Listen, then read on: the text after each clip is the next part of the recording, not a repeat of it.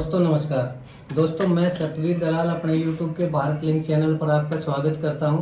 दोस्तों आज हम जिस शख्सियत से रूबरू हो रहे हैं वो शिक्षा जगत की एक जानी मानी शख्सियत है और गुड़गांव के मानेसर तहसील में कासन गांव में इनका भगत पूर्णमल के नाम से स्कूल है, यानी बीपीएम स्कूल, और बहुत ही अच्छा स्कूल चला हुआ है। ये बीपीएम स्कूल के डायरेक्टर श्री गिरिराज जी हैं। तो हमारी विशेष रिक्वेस्ट से जो इन्होंने हमारे लिए समय निकाला, इनके लिए हम इनका बहुत बहुत धन्यवाद करते हैं और अपने चैनल पर इनका स्वागत करते हैं। गिरिराज जी, आपका हमारे भारत लिंक चैनल पर सर बहुत बहुत स्वागत है। मैं भारत लिंक चैनल को मेरे यहाँ आने पर बहुत बहुत धन्यवाद करता हूँ, जिन्होंने अपना एक कीमती समय निकाला और ये हमारे पास आए और इन्हें हमारा इंटरव्यू लिया। जी उसके लिए बहुत बहुत धन्यवाद। जी आपका भी धन्यवाद सर, जो आपने हमें समय दिया। अच्छा सर, हमारे जो दर्शक हैं वो कुछ आपके बारे में जानना चाहेंगे। तो सबसे पहले तो मैं ये पूछना चाहूँगा कि आप अपने सफ़र के बारे में बताएं सर, कि कहाँ आपका जन्म हुआ और कहाँ से आपने एजुकेशन ली। देखो जी, मेरा गाँव कासन है जी, और मेरा जन्म भी कासन गाँव में ही हुआ था। जी जी जी। और मेरे जो सफ़र की बात आप कर रहे हो, तो मैंने जैसे अपनी शिक्षा प्राप्त की जी, उसके बाद ये सोचा मैंने कि हमारे गांव में बच्चे हैं, उनका भविष्य किस प्रकार उज्जवल हो जी, और उनको देखते हुए मैंने एक स्कूल का प्रोग्राम बनाया जी। उसके बाद मैंने एक प्राइमरी तक स्कूल खोला। स्कूल खोलने के बाद में जैसे जैसे हमारे पास बच्चे आए और हमने उनको अच्छी शिक्षा दी, अच्छी मेहनत की, उनको रात दिन मेहनत करके और उनको अच्छा बनाया। जी जी, बहुत बढ़िया सर। आपको कैसे भरोसा था गिरिराज जी कि आप कामयाब हो जाएंगे? देखो जी, हमारे यहाँ जो हमारे पिताजी थे वो एग्रीकल्चर थे, वो उनके अच्छी गांव में जान पहचान थी पहले। उसके बाद जैसे हम स्कूल से पढ़ रहे थे तब भी हमने लोगों का मदद की जी। और जान पहचान पढ़ने के नाते हमारी उनसे अच्छी हुई थी जी, जी, जी। पहले थोड़े कम पढ़े लिखे आदमी थे तो किसी की चिट्ठियां लिखते थे जी। किसी का कोई लेटर आता तो उसको पढ़े उसके चिट्ठियां लिखते थे, पढ़ते थे तो हमें बुला लेते। तो इस प्रकार मेरे जान पहचान थोड़ी ज्यादा थी जी। और ये हमें भरोसा था कि हम स्कूल खोलेंगे तो हमारे पास बच्चे आ जाएंगे। आपके स्कूल में सुविधाएं क्या क्या है? हमारे स्कूल में सबसे मेन सुविधा ये है कि हमारे जो स्कूल के कमरे हैं वो गवर्नमेंट नॉर्म के हिसाब से बने हुए हैं। बड़े बड़े कमरे सारे 18x24 के जी, जी, जी। उसके बाद बिजली का बैकअप हमारा 24 आवर्स रहता है जी।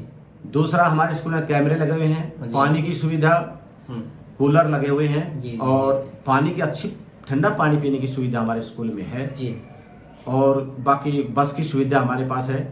तकरीबन हम बच्चे को जो सुविधाएं होती है तकरीबन सारी देते हैं जी। स्कूल में कैमरे भी लगे हुए हैं जी जी। बहुत बढ़िया सर। आपका स्कूल औरों से बेहतर कैसे? स्कूल तो यहाँ और भी है आपके गांव में। देखो जी, हर स्कूल वाला अपना काम करता है। बहुत से ने अच्छी बिल्डिंग बना रखी है जी, लेकिन बिल्डिंग बनाने के बाद भी तो स्कूल नहीं चलते ना जी जी जी, जी। उस हमारे पास जो स्टाफ है वो एजुकेटेड स्टाफ है, ठीक है। मतलब ये है कि ट्रेंड स्टाफ है जी। उनका पढ़ाने का तरीका थोड़ा अच्छा से हम उनको गाइड करते हैं, भाई इन बच्चों को ऐसे पढ़ाओ जो आप पढ़ाते हो बच्चों की समझ में आ जाए। हमारे पास पढ़ाए हुए बच्चे लेफ्टिनेंट सिलेक्ट हुए, वो मेरे गांव के हैं जिन्होंने पहले हमारे स्कूल में एडमिशन लिया, प्राइमरी लेवल तक हमारे पास पढ़े जी। वो लेफ्टिनेंट सिलेक्ट हुए। कुछ ऐसे बच्चे भी हैं जो डायरेक्ट पीओ लगे बैंक में और इंजीनियर भी बने वो। तो इस प्रकार से हमारे स्कूल का रिजल्ट भी अच्छा रहा, ठीक है, और अच्छे पढ़ते हैं। अच्छा ये बताइए, मान लीजिए कोई नया अभिभावक है, वो अपने बच्चों को किसी स्कूल में दाखिल करवाना चाह रहा है और वो आपके स्कूल में दाखिल करवाना चाह रहा है अपने बच्चे को, तो उसको कैसे यकीन है कि आपके स्कूल में उसके बच्चे का जो भविष्य है वो उज्जवल है? कैसे यकीन करेगा? देखो जी, वो नया अभिभावक हमारे पास हम बच्चों को एडमिशन के लिए आता है तब हम उन्होंने ये बताते हैं, देखो हमारा जो स्कूल है वो 30 साल पुराना है जी। और हमारे स्कूल के अंदर जो भी बच्चे हैं और स्टाफ एजुकेटेड है, मतलब एक ट्रेंड स्टाफ है। जो गवर्नमेंट नॉर्म्स होते हैं ना, बीएड हो, जेबीटी हो, वो हम स्टाफ रखते हैं जी, जी। दूसरा, हमारे पास जो बच्चे पढ़ के गए हैं वो आर्मी में लेफ्टिनेंट भी लगे हैं, अच्छे पदों पे गए हैं और बैंक में पीओवी लगे हैं और अच्छे उसमें लगे हैं। आपका कहने का मतलब ये है कि आपके रिकॉर्ड को देखा जाए, ट्रैक रिकॉर्ड को देखा जाए कि आपके स्कूल से जिन बच्चों ने शिक्षा ली है वो आज कितने कितने पदों पर गए हैं, बड़े बड़े पदों पर गए हैं। आप उनकी हिस्ट्री देख सकते हैं आपके स्कूल की। और अगर अभिभावक को ये लगता है कि आपके स्कूल की हिस्ट्री ब्राइट है, आपके स्कूल में पढ़ने वाले बच्चे बहुत बड़े बड़े पदों पर गए हैं, तो इसका मतलब ये है कि जो नया अभिभावक आज के दिन आएगा उसके बच्चे का भी ब्राइट करियर होगा, ये कहना चाह रहे हैं आप? जी जी जी, बहुत बढ़िया सर। अच्छा, आप एक गांव की, एक आपके गांव में भी एक भगतपुर मंदिर है सर, बहुत बड़ा मंदिर है, बहुत बड़ी मान्यता है, आसपास के सभी गांव के लोग आते हैं। आप उसकी मैनेजमेंट कमेटी से भी जुड़े हुए हैं? हाँ जी, मैं उससे जुड़ा हूँ। वो इसलिए जुड़ा हुआ हूँ, अब हमारे गाँव में भगतपुरमल मंदिर के नाम से हम बाबा बिरसा भी कहते हैं। हाँ हाँ। तो मंदिर है, वो बहुत बड़ा मंदिर है जी। ये मंदिर में जो आदमी आता है वो धार्मिक प्रविष्टि से आता है। ठीक है। तो हमने अपने मंदिर में जो भी सेवा दी वो धार्मिक के हिसाब से दी, उनको धार्मिक प्रवृत्ति से काम कराया। हम भी उस धार्मिक प्रवृत्ति से करते हैं और उसकी सेवा करते हैं। तो इस हिसाब से हम मंदिर से जुड़े हुए हैं। दूसरा, लोग जब हम मंदिर से जुड़ते हैं तो वो भी सोचते हैं भाई धार्मिक आदमी है। तो आज के टाइम में उस मंदिर पे कैशियर के पद पर नियुक्त हूँ, सेवा दे रहा हूँ। बहुत बढ़िया। अच्छा, आप गांव के इतने प्रतिष्ठित व्यक्ति हैं, आपका नाम है, तो क्या आप किसी राजनीतिक पार्टी से भी जुड़े हुए हैं? देखो, राजनीतिक पार्टी से तो मैं इतना नहीं जुड़ा हुआ हूँ जी, लेकिन अपने जो सामाजिक जो कार्य होते हैं उनमें सभी हम भाग लेते हैं, उनको करवाते हैं।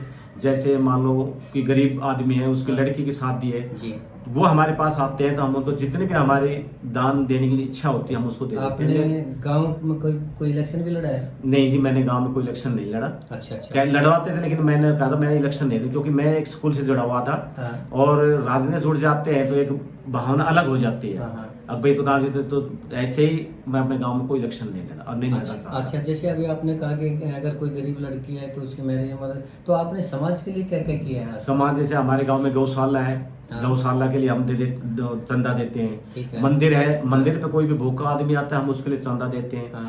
एक और सबसे मेन बात यह कि कोई भी आदमी हमारे बाहर से कोई भी हमारे पास आ जाता है तो इच्छा अनुसार अपनी कैपेसिटी के अनुसार हम उसको दान दक्षिणा जरूर देते हैं। आने के बाद कहने का मतलब ये है कि जो भी आपके पास आता है आप किसी को मना नहीं करते, जितनी आपकी कैपेसिटी है वो बढ़ चढ़ कर प्रयास करते हैं उसका कुछ करने का। बहुत बढ़िया सर, आपने हमें टाइम दिया, इसके लिए आपका बहुत बहुत धन्यवाद गिरिराज जी। एक आखिरी सवाल मैं आपसे पूछना चाहूँगा कि आप इस समाज को कोई संदेश देना चाहेंगे क्या?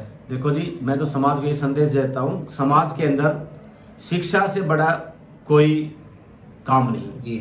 दूसरा, जो आदमी शिक्षित होगा वो अपने परिवार को शिक्षित कर रहा है और समाज को शिक्षित कर सकता है। और मैं तो यही कहना चाहूंगा कि सभी आदमी शिक्षा जरूर ग्रहण करें जो वो अपने सभी परिवार को सुधार सकते हैं। मतलब आपका कहने का ये कि अपने बच्चों को आप जरूर एजुकेट करवाएं, जरूर उनको शिक्षित करवाएं, भले ही आपके परिवार की आर्थिक स्थिति कैसी भी क्यों ना हो। जी जी, बहुत बढ़िया सर। तो दोस्तों, ये थे गिरिराज जी, आपने इनके विचारों को सुना और आपने देखे, इनकी कार्यशैली को देखा। ये बिल्कुल सही कह रहे हैं कि माँ बाप की चाहे जैसी भी आर्थिक स्थिति हो, हर हालत में उनको अपने बच्चों को जरूर शिक्षित करना चाहिए। और आजकल तो सरकार भी मुफ्त शिक्षा का और राइट टू एजुकेशन एक्ट के तहत शिक्षा देने का प्रयास करती है। इसलिए अपने बच्चों को शिक्षित करें, विशेष रूप से लड़कियों को जरूर शिक्षित करें। क्योंकि अगर एक बार लड़की शिक्षित होती है तो उसके कंधों पर 2 परिवारों की जिम्मेदारी होती है और वो 2 परिवारों के भविष्य को उज्जवल करती है। ये गिरिराज जी का बिल्कुल सही कहना है, हम इनके विचारों से सहमत हैं। तो गिरिराज जी, आपने हमारे को टाइम दिया, इसके लिए हम आपका बहुत बहुत धन्यवाद करना चाहेंगे। और दोस्तों, आपका भी बहुत बहुत धन्यवाद करते हैं कि आपने गिरिराज जी के विचारों को सुना, हमारे प्रयासों को देखा। और अगर आपको लगता है कि हमारे ये प्रयास ठीक है, गिरिराज जी के विचार ठीक है, तो आपसे अनुरोध है कि आप इस वीडियो को लाइक करें, शेयर करें और दोस्तों हमारे चैनल को जरूर सब्सक्राइब करें। इसके साथ ही गिरिराज जी का भी और आपका भी बहुत बहुत धन्यवाद। नमस्कार, जय हिंद, जय भारत। मैं भी भारत लिंक चैनल को जी बहुत बहुत धन्यवाद करता हूँ। इन्होंने अपना समय निकाल करके इन्होंने हमारे जो जैसे विचार थे वो लिए, सुने जी, उसके लिए बहुत बहुत धन्यवाद। आपका भी धन्यवाद सर, एक बार फिर से दोबारा धन्यवाद।